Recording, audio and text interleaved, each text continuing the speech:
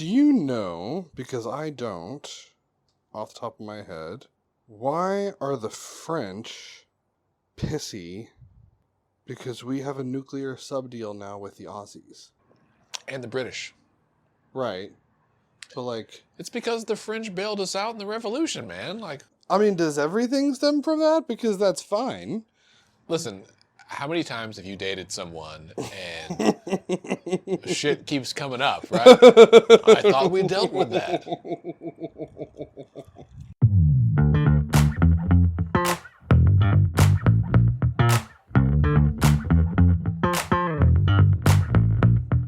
Hello and welcome to Let's Pod This. My name is Andy Moore. I will be one of your hosts, your tour guide today for today's podcast. I'm joined by your other tour guide, Dr. Scott Melson. Hello. What's up, dude? How are you? I'm well. We are recording today on Scott's front porch. It is a spectacularly beautiful day. Yeah, well, here in the shade, it's nice. I imagine if we were in the sun, it would be less nice. Yeah, it'd be a little bit warm, but we got a little air movement, a little breeze. It's in the shade. It's I love being outside so much. It's like good for my soul. The way that other people get depressed, I think, in winter because it's too cold to go outside. Yeah. I get depressed in summer because I don't go outside because it's too hot. Oh yeah, I agree. Like, we really just need a more temperate climate, right? Humans were not built for these extremes, or maybe we were, right? That's why we can build structures. We can adapt.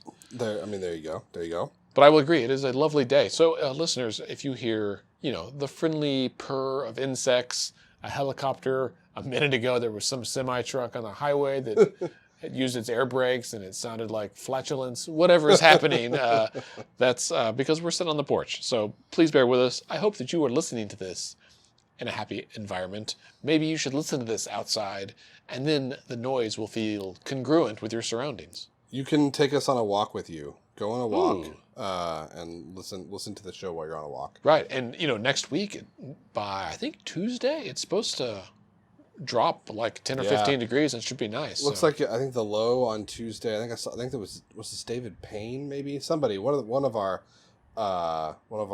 erstwhile local meteorologists tweeted out this morning that if we hit the low of 53 on Tuesday morning, it will be the lowest daily temperature we've had since May the 12th. Ooh, that sounds nice. May the 10th, 11th, 12th, something like that. May the 4th, perhaps. I mean, listeners, don't if you're listening to this now and you're thinking maybe I'll just pause it and come back in a few days.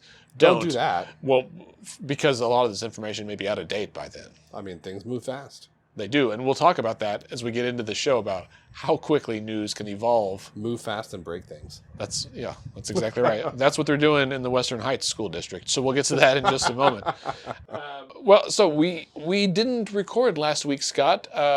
We've been dealing with some unexpected, family health issues. Everyone's okay, but it meant that we've had to be nimble with our scheduling. So listeners, I know some of you have already reached out and said, did I miss the episode? No, you didn't. We just didn't record last week. And I was honestly busy with other stuff and didn't even have time to record a brief note to say, hey, we're not recording today. So thanks for your patience. We're back. And next week, Bailey will be back with us. Yes, I'll be out next week, but Bailey will be here, and then we'll have the three of us back together the week after. The three amigos. And hopefully some special guests coming up.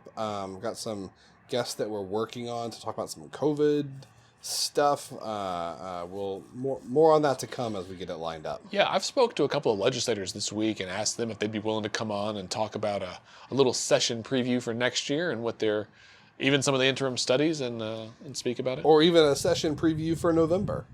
Oh, right, yeah.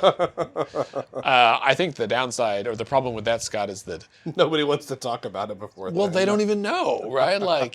There's a lot of questions. For example, the redistricting committees held a town hall meeting this week on Wednesday evening, and I spoke to several members of the committees themselves, and they didn't know what was going to be presented at the meeting. Because it turns out, not much. Good. Not much. But yeah, well, why should the committee members know what the committee's talking about?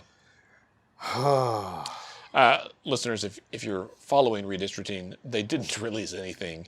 They've had the data. They've had the new 2020 census data for more than a month. They have not yet released the updated legislative maps. They have not yet released the draft of the congressional map. They haven't done anything. And so the rest of us are just floating along, wondering what the heck's going on.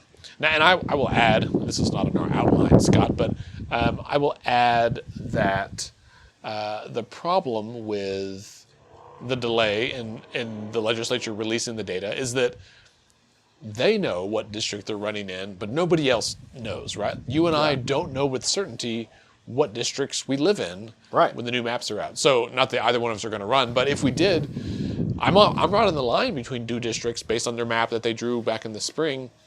And so while the incumbents know they're going to stay in their district, the borders of that district will shift around, and that means anyone in there really doesn't know and thus can't decide if they even want to run or begin to mount a campaign, which is a disadvantage to challengers. And it matters because unlike federal congressional districts where there is no residency requirement, if you would like to run for a state legislative office, you have to live in the district for a minimum of 6 months. Right. So, and based on the timeline, they're going to have to change that for this year anyway. Which it's just it's about politicians protecting politicians, right?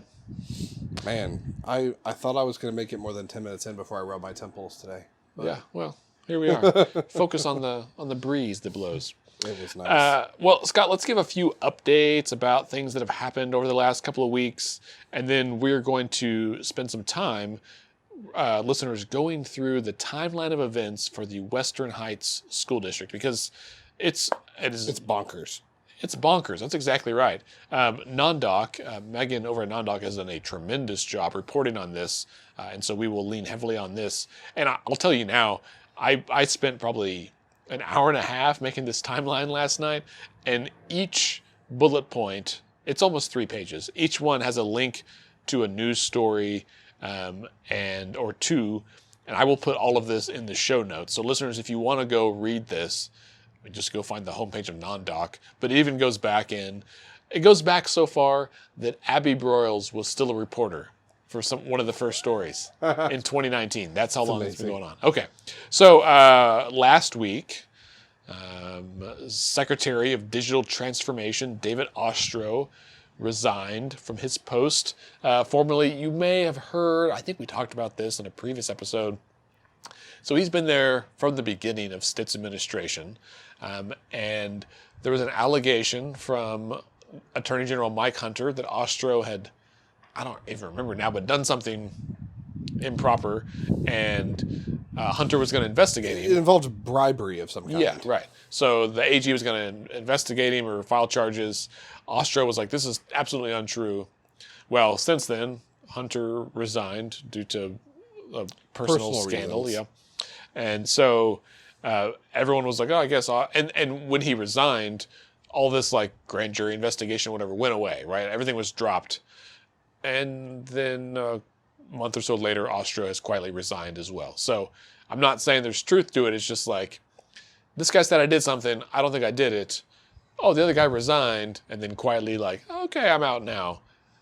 Perhaps it's just coincidental timing. Who knows? Doesn't smell fishy at all. Right.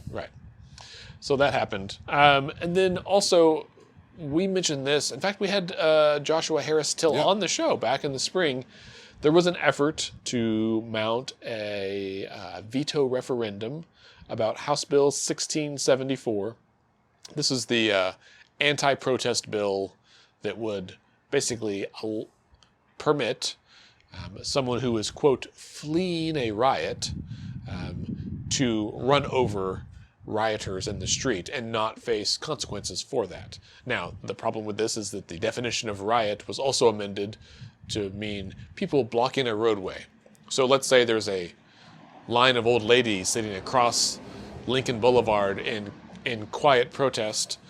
If someone drove through them because they said, oh, I was scared they were coming after me, it was a riot, then in theory, right, this has not yet been tested in court, but in theory, that driver could possibly be go free. The other thing is that the law was amended to include the word unintentionally, and so right. It was that if you intentionally tried to hit somebody, then you would still be prosecuted. But right. as long as you unintentionally hit someone, then Whoopsie daisy. you couldn't be prosecuted. And so that, I mean, I'm no lawyer, but it seems like proving intent can be pretty nebulous sometimes. Indeed.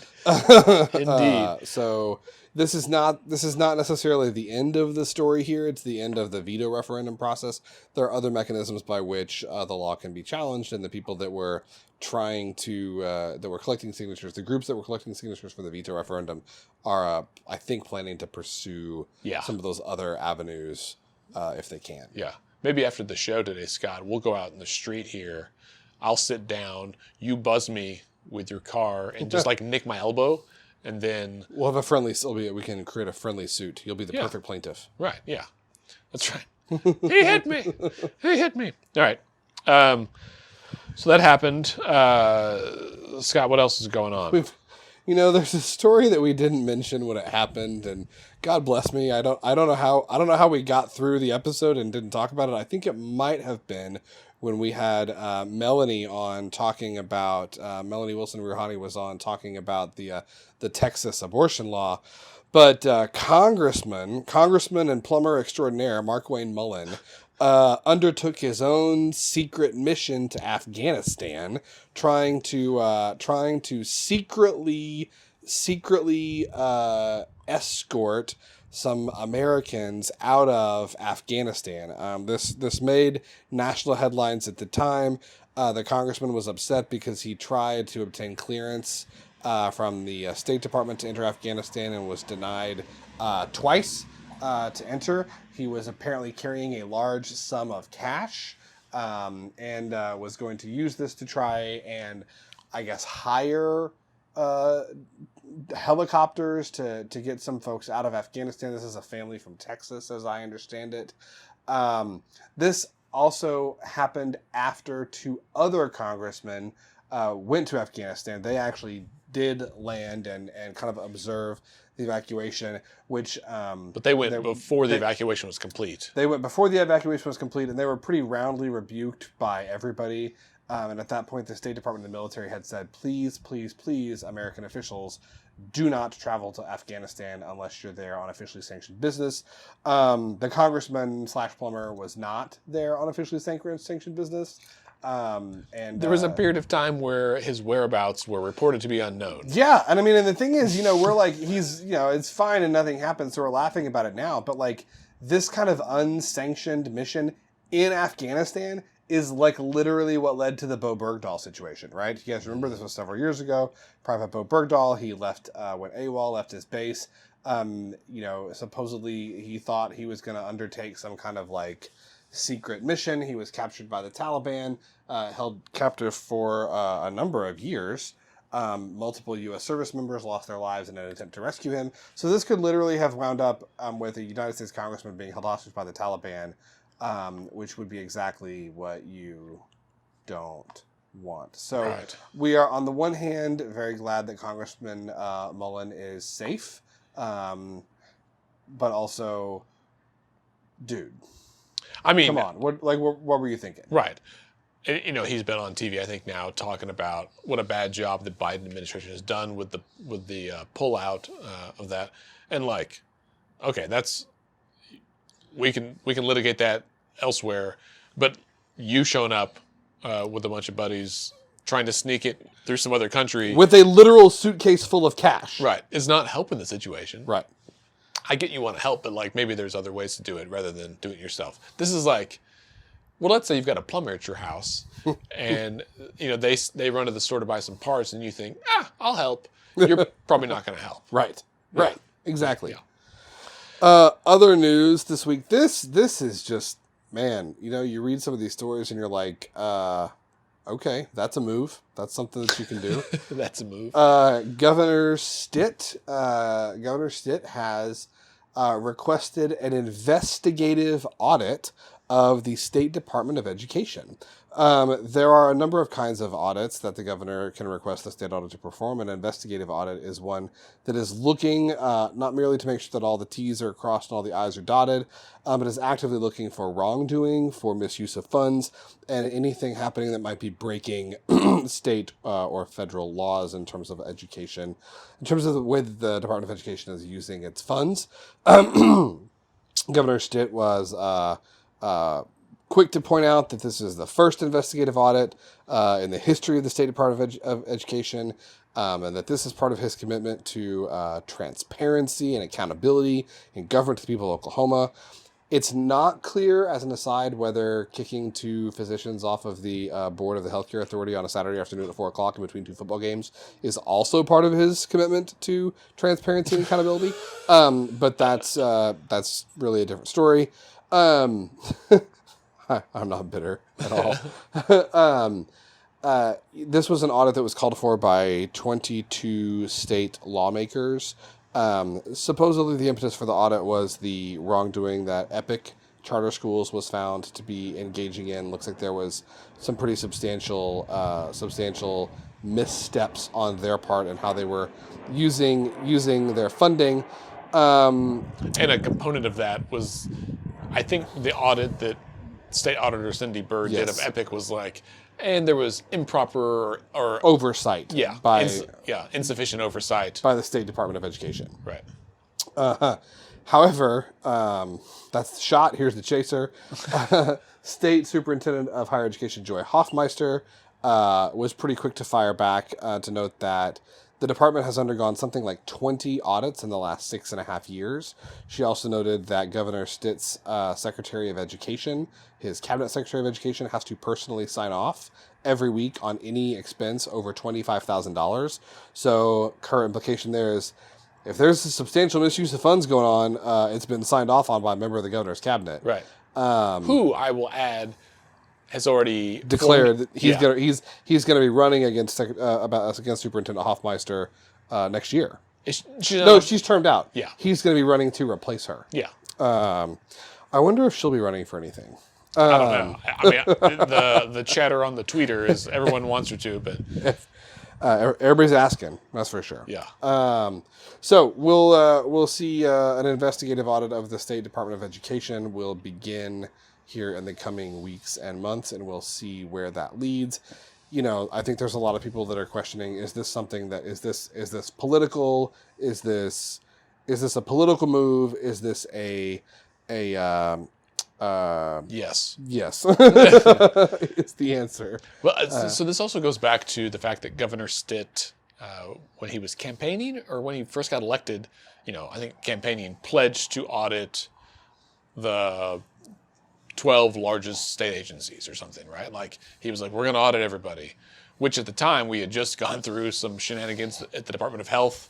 Those have continued, but, we'd gone through that. And I think there's a general sense among Oklahoma's voter electorate, right, that people want oversight. They want to know that agencies are spending the money properly, because we are all suspicious of misuse, waste, fraud, and abuse, right, in government. And so the talking point that we've never had an audit like this before with the Department of Education is, I think, a powerful argument, right? But as you mentioned, it should not be lost that doesn't mean that the department is not audited. They're audited all the time. Right.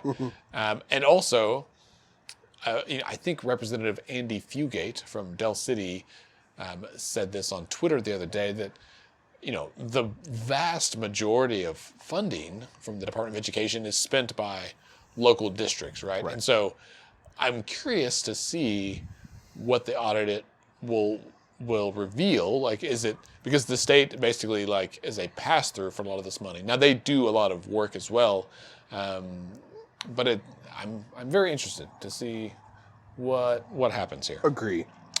Well, Scott, speaking of schools, the situation in Western Heights School District, which is in southwest Oklahoma City. It is a situation. It is an absolute mess. And I honestly feel terrible for teachers, for students, for parents down there. And I thought we would just mention it, and then I started looking at it, and I figured this merits a full timeline recap, much like we did with the Department of Health, I don't know, 3 years ago? Yep. That was a fun episode as well. Yeah. So That was in Upper Room Studios. That was in Upper Room Studios, yeah. Let's, I'll kick us off, and then we'll just go through this. So listeners, if you want to jot notes, you can, or I'll put it in the show notes and you can follow along. But we're going to start in October of 2019. So literally 2 years ago, right? Almost 2 years ago. 15 employees of Western Heights District resigned. They ranged from bus drivers to the assistant superintendent, and they cited ongoing issues of mismanagement at all levels of the district. So 2 years ago, people resigned, which means the problems had started before then. And there, we linked to a story here. You should read it because you should support local journalists. well, that, and because some of the stories are heartbreaking, like the condition of the buses and their transportation stuff. A lot of bus drivers resigned, which then made it difficult for kids to get to school, and then it was a snowball. So that was October 29th, mid-October of 2019. So like the 12th. Dude, I'm going to wait just a moment for this U-Haul truck.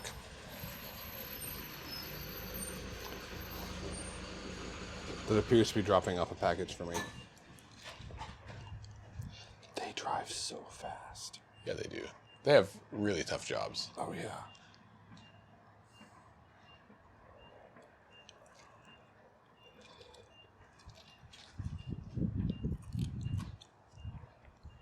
I saw a house for sale down your street here. Mm-hmm. You want it? You should buy it. I do, but I haven't looked at it online. It's just empirically. Thank you so much. Appreciate it. I got a Huckberry package right before I left the house, too. So I was like, oh, yeah, what did I order? Oh, a sweater and some jeans. I'm looking ahead here. Every time I get one of those, I'm like, why did I order $300 in clothes I may not wear this year? So I almost always send stuff back. Or I just buy it on sale and then. All right, we'll resume now. So that was in October of 2019, I think the middle, like around October 12th.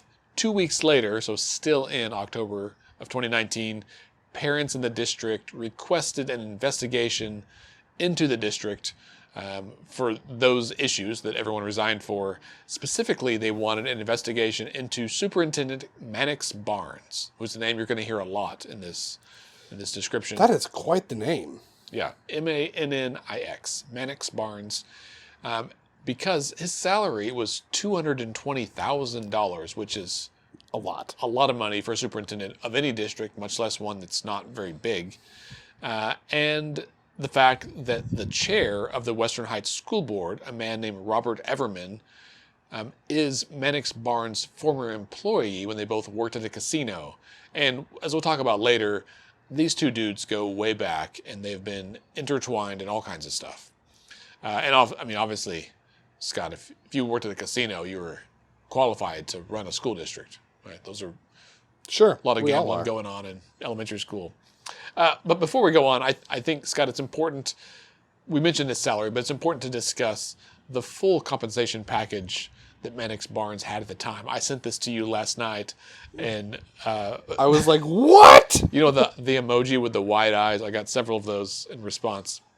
So he was just hired in like 2018 or 17, somewhere around there, and Mannix Barnes' contract with the district included a base salary of $220,000 with a $75,000 retention bonus that would be effective in June of next year of 2022, that's like a 30%. Yeah, 30% retention bonus. If you stick around, we'll give you a bunch more money. He gets 20 days of unpaid leave for outside activities. Who knows what those are? He gets 40 vacation days per year, paid vacation days, 20 paid sick days per year, 20 paid personal business leave days per year, And also, so that's a total of 100 days of paid leave. And also it says reasonable time off with pay for professional growth and community involvement. So potentially more than 100 days of leave in a given year. We'll do the math for you. The district only has 167 instructional days. So basically, he would get paid $220,000 to only work 8 months out of the year and just be off the rest. And the district would also pay for up to 25 semester credit hours, which is basically a full-time load, right? Oh, yeah. For further education. So we're going to pay you a lot of money. We're going to give you a third of the year off, and we'll pay for you to go to college. Did he get a Sebring as well? That's a good office reference there. He should. I wonder if he got a Sebring. A Sebring. I wouldn't be surprised if they gave him like a Escalade ESV or something to drive around in. So in October 2019, these folks resign, and then 2 weeks after that, the parents request an investigation of Superintendent Barnes. Fast forward to April of 2020. Around this time, the Western Heights School District got into hot water with the State Board of Education because they unilaterally decided to suspend the free meal program during the COVID-19 pandemic. This is despite the fact that 90% of the district students qualify. 90% of people qualifying for free and reduced lunch, that's fairly standard across Oklahoma, right? Yes, I mean, I know Western Heights is one of the poorest districts in the state. Okay. The superintendent, again, Mannix Barnes, when asked about this and asked about, the fact that the State Board of Education was displeased with this, I think Mayor Holt might have made some comments about this. The superintendent said, I double dare those two to come down here. That's a quote. And then he threatened to sue the State Board of Education. I don't know how often in Oklahoma we have had a local superintendent of a board of education of a school district threatened to sue the state board of education, right. But it happened in 2020 in Western Heights. Right. Well, he threatened it, right? And it's just, screw you, stay out of my business. We're going to do whatever we want, and what we want to do is not give free lunch to poverty-stricken kids the food that they deserve and depend on. That's exactly right. So, so that was April of last year, early in the pandemic. Let's fast forward another year to March of this year, of 2020. Of this year, 2021. And the State Board of Education expressed, quote, utmost concern about the operation of the Western Heights Public Schools District and threatened to end the district's accreditation, mentioning multiple issues, including a failure to provide in-person instruction since March of last year, so a full year of no in-person instruction. A lot of districts had managed to go back, right, like last spring or last fall, and have some in-person classing, and certainly this year. A decision in the spring of last year to not provide nutritional services to students, which Scott mentioned. An audit that showed repeated violations of state law, including the use of a 2018 bond proceeds meant for contracting and repairing facilities. They use that money to pay off debt instead, right? So they passed a bond, voters approved a bond to repair facilities, which are in a terrible condition, and instead the district used it to pay off debt, which maybe it's because they're paying the superintendent an exorbitant amount of money. A board member consuming alcohol during a public meeting, whoopsie daisy. A 23% drop in student enrollment. It dropped from 3,300 students down to 2,600 in the past year, and a loss of more than 100 staff members in the past 2 years. And then general disharmony in the school environment and the community at large. So 2,600 students, $220,000 a year, 2,600 students, so almost $1,000 per student for the superintendent. Yeah, that is quite the going rate. All right. That's also, the entire district is basically the size of 2 high schools, and this guy's making $250,000. That's, jeez. Size of 2 high schools, 2,500. That's about what my high school had, I think. So in April of this year, the state, and I assume our principal did not make $220,000 a year. In April of this year, the State Board of Education placed the district on probation and gave them 90 days to remedy the situation or face being annexed by the state board. So the state board says, all right, you either fix this or we are coming in, we're going to usurp you, we're going to take over, and we're going to fix this ourselves. You may have foreseen the next step, but the district did not comply and instead filed suit against the state board. So in June, the state board suspended the certificate of the superintendent, Mannix Barnes, and ordered the Western Heights District Board to suspend him, and the state also requested an investigative audit, there's that word again, of the district. Right. It's important to note the state board can't fire him because he's not employed by the state board, but they can basically make him ineligible for employment under the law and then tell the district board, hey, he's not qualified, y'all got to let him go. But remember, his BFF is the board chair of the district board. They work together at a casino. And several other places, yeah. So the next meeting in July of this year, there was a state board. The state board approved a motion to amend the terms of that probation they put him on, right? So in April, they said you got 90 days to fix things. And based on advice from their council, the state board said, basically, we're going to put you on full state intervention, basically take over the district board because they were not following the law or complying with the orders. So that you'll be under state control for 1 year. We'll review it every 90 days. And there's an option to engage with law enforcement as necessary to effectuate the intervention. So that happened. So the state took over the local district because of their poor performance on Monday, July 12th. We're about to get into a day-by-day for the next week. It gets so weird. So later that night, a parent found about 15 bags of shredded financial documents, including checks and check stubs, in a dumpster behind the administration building. And question. Yeah. Why was a parent going through the trash? Were they looking for bags of shredded documents? I don't remember exactly why they were there, but it throughout this story, right? So we started October 2019. We are now in July of 2021. So we've gone a year and a half, almost 2 years into this story. And the parents are outraged. They have called for audits. They have called for investigations. They have shown up to meeting after meeting after meeting. In between here, a board member resigned, and they elected a new board member, but that's just one vote out of 5, right? And there's been a ton of pressure from the public, and the public has called the AG, they've called the state board, they've really been the catalyst for this, and the board is not following what the public wants. I've not seen any article or heard anything about members of the public showing up in support of the board, of the local board. So I imagine some of these moms were like, these dudes are up to no good, and they show up and they're like, they probably just drove by and were like, there's a bunch of bags that they were probably like, well, the picture of them on the story here is like a clear or whitish trash bag that's obviously full of shredded documents. And if you saw 15 of those like sitting next to the dumpster with everything going on, you'd be like, hang on, let me go snag a couple of these.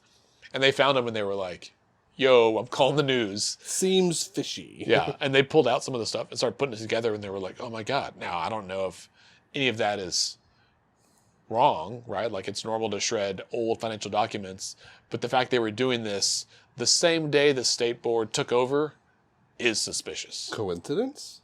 Right. So the day after that, Tuesday, July the 13th, the state board appointed Monty Guthrie to serve as interim superintendent for the Western Heights District. And then the day after that, on Wednesday the 14th, the news broke about the bags that were found of all these shredded documents, right? Yeah.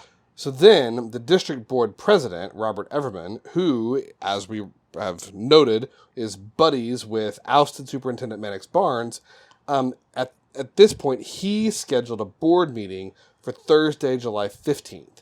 And at this board meeting, the district appointed their own assistant superintendent as their interim superintendent, which is like directly opposing, actively defying the State Board of Education. The State Board had said, no, you're not allowed to do this. We are going to hire your next superintendent. The district's attorney argued that the state did not have the authority to appoint an interim superintendent. So we have, just to recap, so Monday, July 12th, we find shredded bags of documents after the State Board says we're taking over. Yeah. Tuesday, July 13th, the State Board appoints a superintendent, Monty Guthrie. Wednesday, July 14th, the next day, news breaks. Everybody finds out about this shredded documents that were found a couple of days ago.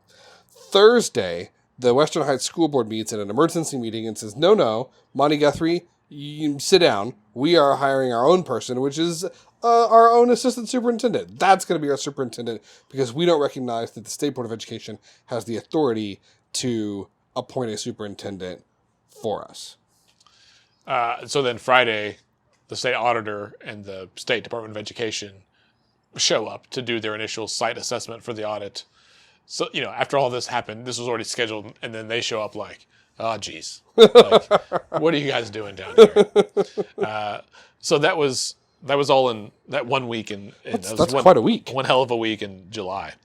So then last month, in August 6th, News 9 reports that they had received some emails between those two, the competing superintendents, right? State-appointed superintendent Monty Guthrie and the local district-appointed superintendent Kim Race, in which Race tells Guthrie that the local district's council said to tell him, we don't have any space for you to work here. Basically, Monty Guthrie emailed and was like, hey, I need an office to work in. And they said, there is no room in the inn. Did they also take his stapler? You took my stapler? Did they make him work in a closet off the break room? Right. So also News 9 went down there and had footage of the facilities issues, and it's horrible. I mean, it's what you'd expect, right? Leaks, mold, non-working air conditioners in a couple of buildings. It's the facilities, and this is why they passed the bond, because they needed this stuff, right? So if you're a parent in Western Heights District and you voted for this bond, yes, we'll pay the extra money. We need this money to fix our facilities, and then it doesn't happen. You were pissed before of mismanagement, and now you were even real more pissed. pissed. Yeah. Oh yeah. Only 2 of the district's 24 school buses passed inspection. Clearly, things are not going well. Jesus. All right. So then a week later, there's an order from Oklahoma County District Court Judge Alicia Timmons. So she orders that Western Heights Public Schools must cede authority to the State Board of Education to oversee the day-to-day operations of the district. So the State Board of Ed has said, we're doing this. Western Heights says, no, you're not. And they go to court. And the court says, oh, yes. Yes, you are. Yes, you are. And then literally that day, the district approves a $20,000 retainer for legal representation for Mannix Barnes, who has been ousted for months. So we're not going to pay his salary anymore, but we're going to pay $20,000 for his lawyer. Right. Apparently. Right. So he was ousted in April, and this is in August. They were like, oh yeah, we'll pay for him to defend himself. So then, August 26th, the state board votes unanimously, I might add, to request the resignation of Western Heights District Board Chair Robert Everman, who is Mannix Barnes' buddy.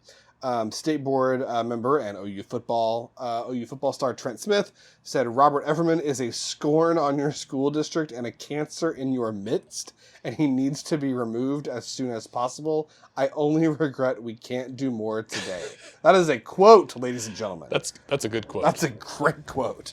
Well, Scott, I hate to break it to you, but as you may have guessed, Robert Everman did not step down, even though the state told him to, or asked him to.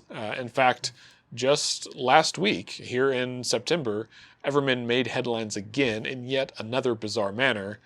So the state-appointed superintendent, Monty Guthrie, created and posted a meeting agenda for their September 10th school district board meeting. Everman, who is still just hanging out as board chair, Apparently everyone is still acquiescing to his demands. He also posted his own competing agenda. In fact, Everman posted his like about an hour or like 30 minutes before Guthrie, who's the state-appointed superintendent, posted his. And the agendas were similar in content, but the items were in a different order. So that was very confusing to members of the public who showed up in attendance, right? Because you might have seen one posting out the other, and they just handed out one of them, or they handed out both. I don't know. But if you're in the audience, as many parents were, he starts going through it, and it's like, well, he's going in a different order than what I have here. And as a reminder, back in July, when the state board took over the district, and then in August, the court ruled that the state has authority to take over the district. Despite that, the district board is still trying to do their own thing. It's so bizarre. It's nuts. And, so I got involved with this also from a freedom of information perspective, where people are trying to figure out, like, well, what part of this may have violated the Open Meeting Act, because you can't have two agendas for one meeting, right? That's the way it goes. So a couple of other things that I think are worthy of mention, Scott, because that basically brings us up to today. I haven't seen anything today that's happened down there since this board meeting. But I think it's important to note that virtually every decision that's been made by the Western Heights board has been on a 4-1 vote. That lone dissenting vote is the newest member of the board. Her name is Brianna Flatley. She was elected back in April, right? And I highlight this because elections matter. Yeah. I assume that there's some kind of recall possibility that the people could mount against the other board members, although at this point they're all like despots that are just ruling anyway. Well, and so what does Everman have something on them? Do they all actually believe they're doing the right thing? I mean, this is remarkable. The obvious gross mismanagement, the dissatisfaction of the parents of the children that they're supposed to be serving, right? Open defiance of court orders, open defiance of the State Board of Education. I mean, this is bizarre. It is bizarre. What are these people up to? I don't know, but I'm just going to go into it. I wasn't going to, but I think we should. So, according to NonDoc's reporting on these two guys, this is from the last couple of weeks, Mannix Barnes and Robert Everman, they've been involved in a lot of kind of weird political and financial shenanigans together. In fact, the attorney, or the general counsel for the State Board of Ed, described the relationship between them as, quote, an incestuous culture that's ripe for the demise of an organization. Which is a hell of a thing. There are some fantastic quotes in this story. So this is from August 30th on NonDoc, that had they linked to a lot of their own stories. They've done as I said, a tremendous job reporting on this. And it's just fascinating. So Mannix Barnes was the starting running back for the Western Heights football team 30 years ago, right, when he was in high school. He lettered for 4 years. He was a bit of a star, Mr. Western Heights candidate. He graduated in 1987, and he has gone on to do a lot of things. He worked as the tax commissioner for the Cheyenne and Arapaho tribes. He was a general manager at Lucky Star Casino, which is a big-ish casino. He was the executive director for Lawyers for Working Oklahomans, press secretary for former Speaker of the Oklahoma House, Larry Adair, chief of staff for former Labor Commissioner Lloyd Fields, CEO of the Lupus Foundation, interim director of community health charities, and CEO of a company called One Fire Holdings. But in there, he was also expelled from the OU College of Dentistry because he helped another student cheat, that he appealed, but took it all the way to the Oklahoma Supreme Court, actually, and they ruled against him. That's valiant effort. Yeah, but how do you fund that kind of thing? So anyway, that happened. He ran for the legislature as a Republican in 1998 and lost. Then he finished as a runner-up for the state Democratic Party chairperson in 2011. So ran for office in 98, which is back when Democrats still ran everything. Yeah. So he ran as a minority party candidate, lost, and then in 2011 switched to the minority candidate or minority party Democrats and ran for a state party chair. Through all of that, that's Mannix Barnes. Robert Everman has been present at a number of those twists and turns. So just looking at online information, government documents, that kind of stuff, here's what NonDoc has. When Barnes was the manager of Lucky Star Casino, Everman was the chief financial officer. There were a number of employees who complained about mistreatment back then anonymously. When Barnes was president and CEO of the Lupus Foundation, Everman was a board member. And Everman's wife was the president. That foundation recently had its 501c3 status revoked by the IRS because they didn't file their Form 990 for 3 years. While Barnes joined that organization in 2012, there's no indication if or when he left. They've not responded. He's still listed on their GuideStar website, although that's not necessarily the best indication of status. Barnes was CEO of One Fire Holding Company, which is a wholly owned subsidiary of the Muskogee Creek Nation and manages the tribe's commercial holdings. Everman is his chief operating officer over there. When Barnes was interim director of community health charities, Everman was on the board over there as well. Everman and other board members... Everman's been a board member, Barnes gets a job. Yes, right. And in fact, Everman and other board members were ousted by the group's member charities in 2012. Because they hired Mannix Barnes? Yeah. Everman said they were kicked out because they had conducted an investigation into financial irregularities, I'm sure. When Barnes was chief of staff at the Department of Labor, Everman was the chief financial officer and administrative assistant during the same years. Both Barnes and former Labor Commissioner Lloyd Fields were sued by a former employee for retaliation for her political views. That was settled. It's all just super wacky. And there's a bunch of things like people in the city, here's the photo in the story of the bags of all the shredded documents. There's a bunch of other stuff that goes on, including some other shenanigans with former Labor Commissioner Mark Costello and some connection to these guys. It really is just a big deal. In 2017, a post by the Cheyenne Arapaho Tribal Council referred to Barnes as much despised. They also, it says one complaint read, Cheyenne Arapaho tribal members should ask why Mannix Barnes was allowed to hire his friend, Robert Everman, as CFO. Both have no experience in gaming, and the CFO has no degree. Both are not tribal members. He's a CFO of anything and doesn't have a degree? Lots of things, man. Lots of things. So, that was a long story to say, like, first of all, local elections matter, right? Yeah. Because Barnes had to be elected in Western Heights, and I don't know... No, Everman had to be elected. Yeah, excuse me, Everman was Everman elected. had to be elected, and Barnes had to be hired. Right, and I don't know who was there first. But... That's just bananas. That is a crazy story. Yeah. I mean, we'll do it. You could do I feel like you could do a whole like serial style podcast on this, right? I felt like I was doing those murder podcasts. Right. You could do and then like have the good music and it's like super edited. Yeah. Like Sarah Koenig in the background going, I just don't understand. Like, why did this happen? Right. You know? Yeah. Like interviewing board members and like got their voices are disguised. All garbled, right, yeah.